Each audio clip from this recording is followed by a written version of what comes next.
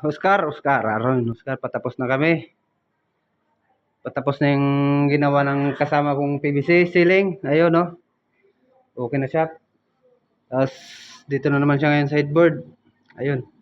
Nagtatakar siya, takar.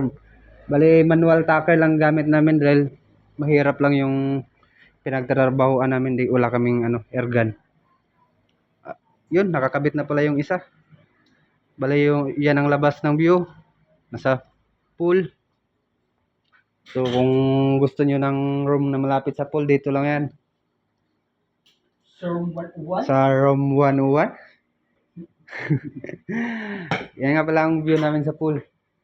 Ayun, oh. Yung pag umaga may mga naliligo.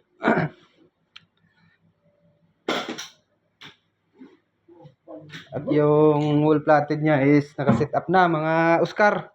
Ayun. Yan. WPC. Tapos ito vinyl. Combination siya. Okay na okay. Goods na goods. Yung sa kabila lang kulang. Ayun. Hinihit ganyan. Hit gun ang gamit sa mga kantuhan. Oscar. Ayun. Ayun mga techniques sa mga kantuhan para suabe. Ito yung nagawa niya. PVC. Ceiling. Ayun, suabe naman talaga tingnan, malinis. Hindi ka na magpipintura. Tapos madali pang ikabit. Maganda pa siya. Makalis ka na sa materials, less ka pa sa labor ng tao. Yun ang kagandahan ng PVC. Ayun, oh, glossy na glossy siya. Tapos dito, ang kulang is headboard na lang. Headboard na lang ikakabit namin. Actually, tapos na namin lahat to. Itong ilaw mamaya, ilalagay ko na yan sa loob para ilaw talaga. Yun, may ilaw yan. Ay, hindi pala naka-on ng magnetic eh. So yan, okay na rin yung setup na yan. Full vinyl ang one side, tapos full WPC ang right side. Yan, may TV. Natural, may TV kasi room eh. Ito yung pinab natin na isang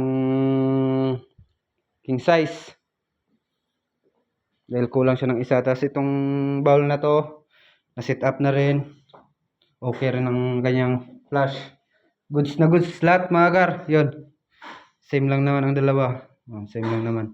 Okay na okay yan. Gagayahin lang natin yung old. Kaya sa mga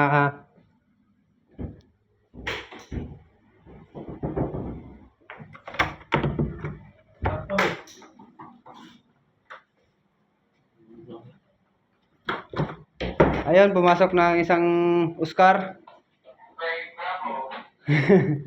Sa mga nag-alangan mag-WPC dahil sabi nila baka mabilis masunog dahil plastic nga, dahil sabi niya PVC, di ba?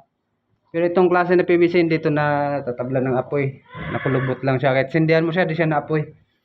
Yung nagkaiba sa WPC saka ordinary na plastic. So yun lang muna mga gar.